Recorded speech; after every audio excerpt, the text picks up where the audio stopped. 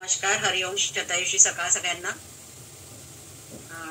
मी वनिता चोपडे नागपूर कामठी येथून बोलत आहे. मला ही लिंक दिली माझ्या आदरणीय गुरु वैशालीताई वैद्य यांनी. आणि मला 35 वर्ष झोपही नव्हती आणि या ह्याच्यात आल्यामुळे मला आता थोडीशी झोप वगैरे लागायला लागली आणि मला पॅरालिसिसचा अटॅक आला होता. 12 वर्ष मी काठी घेऊन चालली. त्याच्यानंतर मी चालायला लागली. तोंड वाकडं होतं, मला बोलता नव्हतं येत. वैशालीताईंनी मला ही लिंक दिली. वैशालीताईंच्या योगा वर्गामध्ये होती. त्यांनी माझ्याकडनं मोठमोठ्याने असं सगळं वदवून घेतलं होतं की जे काही सहस्त्रनाम, विष्णू सहस्त्रनाम आहे, रामरक्षा आहे, हे मोठमोठ्याने म्हणत जा म्हणजे तुला आवाजात फरक पडेल. आणि तसंच झालं ते. त्याच्या आणि ओंकार साधनेमध्ये पण होती आणि आता आपल्या इथे पण ओंकार साधनाची मालतीताई घेतात, त्याच्यातही आवर्जून असते मी. आणि ओंकार साधनेमुळे बराच फरक पडलेला आहे. आणि माझं जे तोंड वाकडं होतं, असं पूर्णतः असं झालेलं होतं आणि बोलणं समजत नव्हतं कोणाला. तर ते याच्यात येऊन मला आज कोरोनाच्या काळामध्ये ही जी लिंक मिळाली होती, त्यामध्ये मग त्याच्यानंतर वैशालीताईंनी मला याच्यात घेतलं आणि मी याच्यातले जे अनुभव ऐकले, त्या अनुभवातून मला असं वाटलं की आपला तर अनुभव काहीच नाही आहे, पुष्कळांच्या समोर आपण कमी अनुभव आहे आपला. पण चॅलेंजेस भरपूर होते, भरपूर म्हणजे एकावर एक फ्री मिळत होते मला चॅलेंजेस. त्याच्यानंतर 16 वर्षापूर्वी मला शुगर झाली. 16 पूर्ण झाले, 17 वर्ष झाले मला शुगर झाली होती. तर त्यावेळेला माझे जावई आले होते इंदोरवरून. त्यांना मी जे ताट वाढलं होतं जेवणाचं, तर ते सगळं खाली वाढलं होतं. मला काही ते समजलंच नाही काही. त्यामुळे मावशी तो एक ताट कसं वाढलेलं आहे, तू जेवायला बोलावलं ना मला. तर म्हटलं हो, हे तर सगळं म्हणे चित्रावती घालतात ना म्हणे ताटाच्या भोवती, त्याप्रमाणे तू वाढलाय म्हणे, सगळं खाली वाढलाय म्हणे. म्हटलं हो का.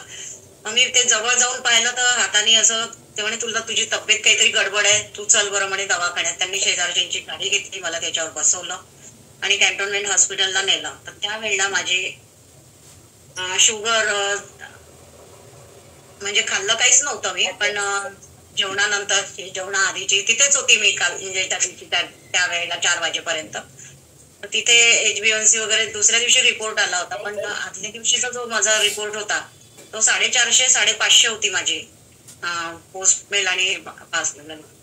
तर ते म्हणाले, डोळ्यांनी दिसत नव्हतं बरोबर. तर ते म्हणाले की तुम्ही इतकं यांना आणलं कशावर. म्हणे बाईकवर आणलं म्हणे. म्हणे हे तर खूपच यांची शुगर जास्ती आहे म्हणे, म्हणजे कसे काय याच्यामध्ये काही पण होऊ शकतं म्हणे. मग त्यांनी मला ते सगळं इन्शुलिन वगैरे सुरू केलं. मग दुसऱ्या दिवशी मला पुन्हा आणखीन ती माझी 12.9 होती HbA1c. त्याप्रमाणे मला औषध देत गेले आणि मी जवळपास 12 वर्ष तरी मी गोळ्या घेतल्या. आणि त्याच्यानंतर या शतायुषी फॅमिलीला आली. मी शतायुषी फॅमिलीला आल्यानंतर अनुभव ऐकल्यानंतर मी जे सकस संतुलित आहार चालू केला, त्यामध्ये माझी 3 महिन्यामध्येच अर्ध्या अधिक गोळ्या कमी झाल्या होत्या. आणि आता तर मी 1.5 वर्ष झालं मी गोळी मुक्त झालेली आहे. मला जवळपास 3 हार्ट अटॅक आले होते, त्याच्यामध्ये माझी एंजिओग्राफी झालेली होती. त्या गोळ्या सुरू होत्या. एकंदरीत मला 19 गोळ्या सुरू होत्या त्या वेळेला. बीपी, त्याच्यानंतर हार्टची, शुगरच्या, एनी प्रॉब्लेम, PCODचा एक भयंकर त्रास होता, ते काही तुम्ही सांगितलंच नव्हतं. आणि असं करता करता या शतायुषी फॅमिलीमध्ये आली. एकावर एक फ्री मिळत गेले. 12 वर्षाचा मुलगा माझा, 13 वर्षाचा मुलगा फटाक्याने वारला. त्याच्यानंतर आज त्याला 32 वर्ष पूर्ण झाले. म्हणजे तिथीने या नवरात्रातच वारला होता तो, फटाक्याने वारला होता. भाऊबीजेच्या दिवशी फटाका लागला होता. दुसऱ्या मुलाचं एकावर एक फ्री मिळाल्यासारखंच झालं. सगळ्यात लहान याच्याच वेळेला मला पॅरालिसिसचा अटॅक आला होता. 24 वर्ष मी त्याच्या वेळेला भोगले. त्याच्यानंतर त्यांनी पण आताही तोच एक धक्का दिला की त्यांनी मुस्लिम धर्म स्वीकारला.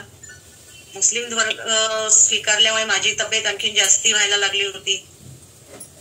आणि हे सगळे अनुभव ऐकताना आणि मी या शतायुषी फॅमिलीला, ज्या वेळेला ताई सगळे माझ्याकडे आले होते, हे पूर्ण शतायुषी टीम आली होती नागपूरला माझ्याकडे कामठीला, त्यावेळेला मी त्यांना वचन दिलं होतं की मी आयुष्यात कधीच रडणार नाही, मी सगळं एक्सेप्ट करेन. त्यातल्या त्यात यांना सांडाने उडवलं होतं, ते पण आता 2.5 वर्ष झालेत. त्याच्यातही त्यांना मी बाहेर काढलं. त्यांनाही नाकात बोळे वगैरे टाकून म्युन्सिपाल्टीच्या दवाखान्यात नेऊन टाकलं होतं. त्यानंतर मला मग सांगितलं की असं असं झालं आणि ते आम्हाला 6 महिने विसरले होते. आणि घरात महामृत्युंजयाचा जपही सुरू होता. अशा प्रकारे ते आता एक ती देवाची कृपा म्हणा किंवा काय, ते वाचले की मला त्यावेळेला खर्च सुद्धा नाही आला. 5,000च्या वर खर्च नाही आला. ते 12 फूट उंच उडवलं होतं त्यांना, 3 कोल्यांट्या खाऊन सडकेवर पडले होते, अशी कंडिशन होती. आणि परत एक मला फ्री धक्का मिळाला परवाच्या 1 दिवस आधी, नैरवाच्या दिवशी, की रात्री 1 वाजता वसंतराव चौकडे परत खाली पडल्यामुळे ते त्यांना उठताच येत नव्हतं. मला तर भांड्यांचा आवाज आला, माठातलं पाणी पूर्ण खाली पडलं होतं आणि मला आवाज आल्यामुळे मी पण उठली. मी उठल्याबरोबर त्यांना म्हटलं का, तर म्हणे त्यांच्या आवाजात फरक वाटला. ते म्हणाले मी पडलो म्हणे. त्यावेळेला 10 गेले आणि 5 राहिले. म्हटलं आता काय करायचं, त्यांना कसं तरी इथूनच उचललं, म्हणजे पहिल्याच पायरीवर त्या ओट्यावर. बरं झालं ती खाली नाही पडले, खाली खूप सामान होतं. काय झालं असतं ते देवालाच माहिती. तर तिथून ते म्हणजे मी त्यांना उचललं आणि मला म्हणे तिकडे जायचं आहे म्हटलं. मग तिकडे मी घेऊन कसं तरी गेली, पण त्यांना चालताच येत नव्हतं. कसं तरी ओढत ताणत तिथपर्यंत नेलं मी, तिथेही ते खाली पडले. मग पडल्यानंतर परत मला आता लॅट्रिनला जायचं आहे असं, म्हणजे त्यांनी म्हणजे मला असं बोटाने सांगितलं इकडे जायचं आहे. मग तिथे नेलं, तिथेही ते 2 वेळा पडले आणि तिथून त्यांना खाली परत इकडे तोंड धुवायला आणलं. तोपर्यंत 8 वाजले होते. माझा 2-3 दिवस व्हिडिओ बंद ठेवला होता, पण मी ऐकतच होते. आणि मग त्यांना विसर पडल्यासारखं झालं होतं पुन्हा आणखीन मागच्यासारखं. तर ते कशामुळे झालं होतं हे नाही माहिती, कारण त्यांची आज डेट आहे शुगर तपासायची. 2 दिवस आउट ऑफ स्टेशन होते डॉक्टर त्यांचे. तर ते मग आज जाणार आहे, सगळे रिपोर्ट आणणार आहे की ते कशामुळे झालं. आणि 8 ते 10 पर्यंत तर त्यांना मी 2 चमचे फ्रेश दिलं सकाळी. चहा बिस्किट दिले, टोस्ट दिले, जे त्यांना खायचं होतं ते त्यांनी सगळं खाऊन घेतलं. मग त्याच्यानंतर मी त्यांना साबुदाण्याची खिचडी म्हणजे हे करून दिली, ती पण खाल्ली. त्याच्यानंतर ते उठले.